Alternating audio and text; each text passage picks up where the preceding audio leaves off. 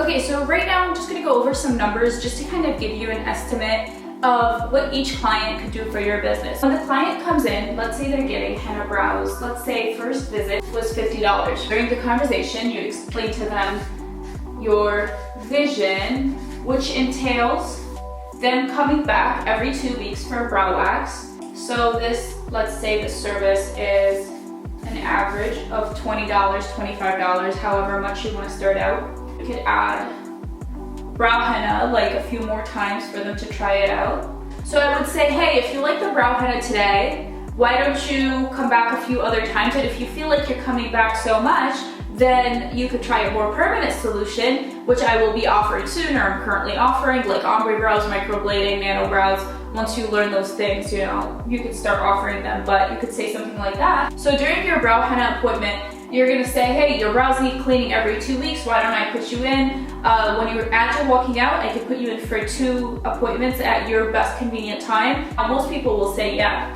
So you already guarantee the next 2 visits, And then you could say, on the second visit, so when you come back, not the first time, but the time after, maybe you can get them tinted again if you liked it. And most people will say yeah, because they wouldn't have thought of it if you didn't suggest it. It is your responsibility to make these suggestions.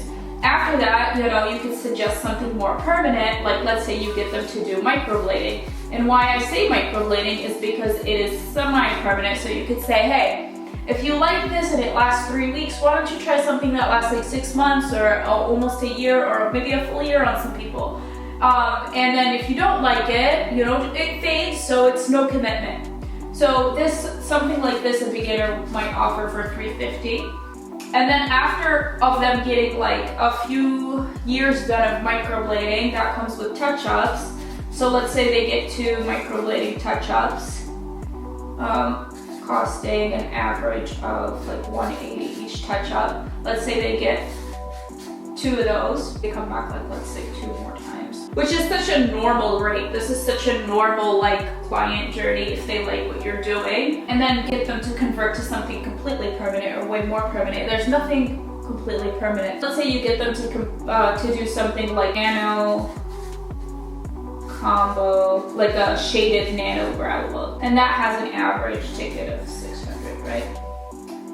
So they're coming to see you today and they're paying you this much. But let's add all this up and see what happens if you impress a person on their first visit. 20 times 8, so that is a total of 160. Now let's say they try out the brow henna 2 more times with you. So that's 50 times 2, obviously it's 100. And then the microblading, they're only gonna get 1 time, so that's $350. And let's say they get 1 touch-up within the year, which is still gonna be $180. And then this is gonna be on the, not this year, this might happen like a few years down the line. So let's now add the year's income from this $50 visit.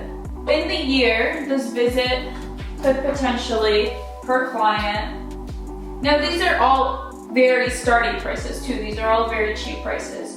But within the year, this client is not, you can't look at them as a $50 client. You have to look at them as a $840 client if all goes well. Now this is just from your brow services.